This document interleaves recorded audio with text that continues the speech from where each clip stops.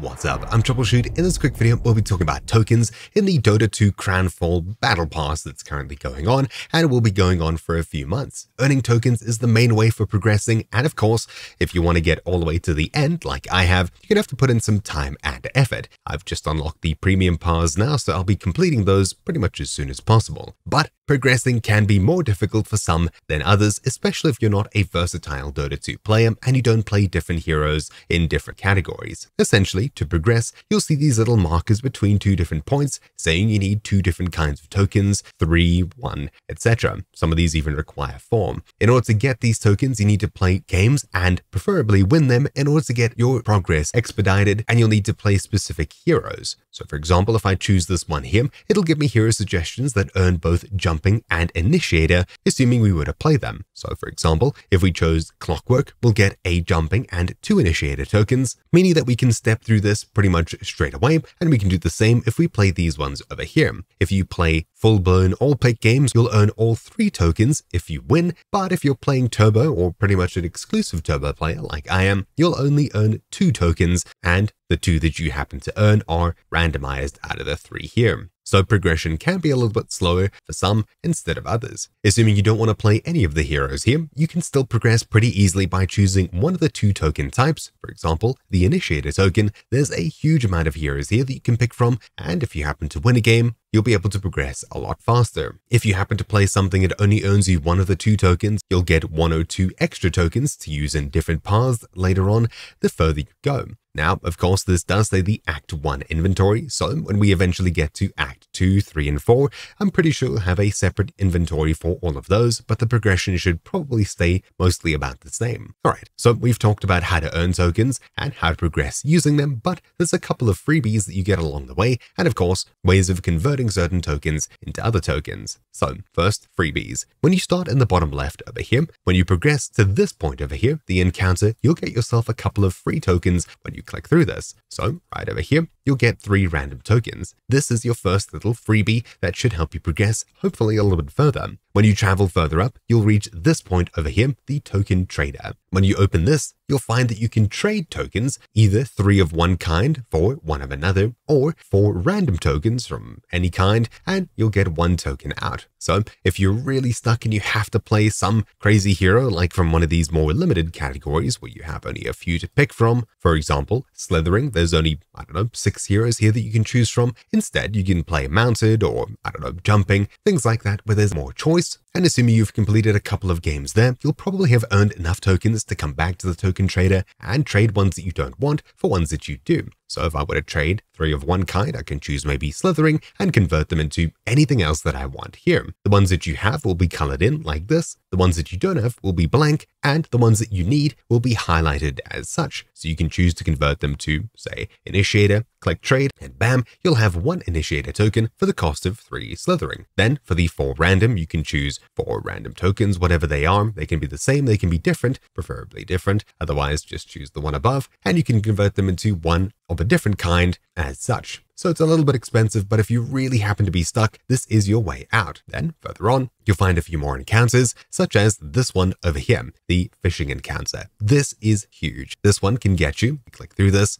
one can get you, if we click through it, a fish token, which you'll need in order to progress. This one's pretty easy. Then 2, 3, and 5 extra random tokens. These are huge, as these take you up to a total of 10 extra tokens just to help you progress. In fact, after finishing this one, I was able to progress probably 1, 2, 3 into the future. That was huge. So, opening it up, how exactly do you maximize your profits in this little fishing minigame? Well, you'll need a little bit of practice here in order to get good at it. Essentially, you aim left and right, hold left click to charge up, and you let go to toss out your bobber. Now, the thing is that you're aiming for specific fish. Whatever fish you happen to land closest to are the ones that you'll end up catching. The ones that you want to catch are usually the bigger ones, or preferably the little sparkly ones that you see traveling around, such as this one over here. You'll need to watch it, aim, and let go at just the right time to hopefully land exactly on top of it or as nearby as possible. Whatever fish is closest to your bobber is the one that goes for it. Then when it splashes, you'll need to hold left click and let go of it in order to move up and down this bar here,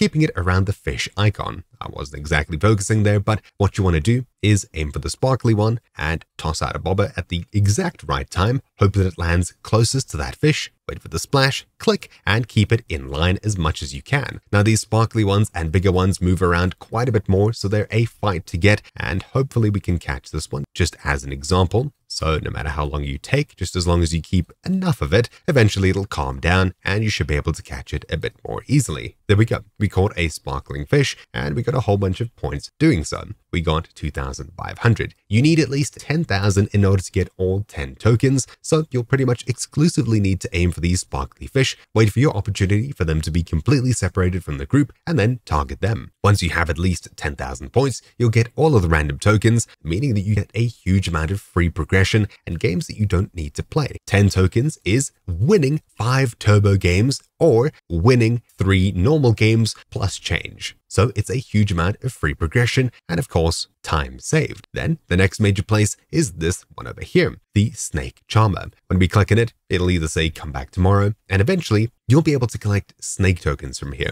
I collected, I think, 7 of them, and as this battle pass has been going on for a week, I'm pretty sure you just get 1 or 2 snake tokens a day, and possibly only if you play the game every day, or play the game you get a token. Anyways, essentially you can check back here once in a while, and you'll be able to collect a couple of free tokens, as long as you're firing up the game every day or so. If you'd like a quick way to get around these specific spots, on the far left over here by shortcuts, you'll find everything you need. You've got the token trader over here, which is this, the candy store, which is this one over here, and finally the snake charmer, which is also super useful over here. Beyond this, across the rest of the board, I don't think there's any more free tokens, but eventually when you reach the bottom over here, this part helps you get through the Candyworks Caravan, and I'd highly recommend you try and work your way here, especially if you're trying to get all or a lot of the arcanas, mythicals, and skins, couriers, etc. When we get here and click this, you'll see that we get the opportunity to trade 4 specific tokens in order to grab a Crownfall candy sack. I'm pretty sure every time you submit an offering, it'll go ahead and randomize the tokens that you need to collect. This is simple enough, as if you've finished pretty much everything, you can come here, do this once, do this twice, and continue doing it, I assume, in order to purchase as many things as possible from the Candyworks Caravan over here. So once you've finished the entire battle pass, there's still a reason to come back and play, and that's the caravan here. I'm not too sure if you buy both of these, it'll re-roll, maybe, but you can get a huge amount of skins, especially if you're good at collecting these bits of candy, trading them for exactly what you need, and doing it as such. And of course, you're lucky with getting paired with good teammates, winning matches, etc. in order to grab more tokens to progress further. Then a quick bit of information about what Act 2 could possibly entail and why the Candlemaker has been closed since the start of the game. In the extreme top right, you'll find the Candlemaker, and they've been gone ever since. But this prevents us from progressing into this Ripples in the Dark here. There's a couple of theories, and my favorite one so far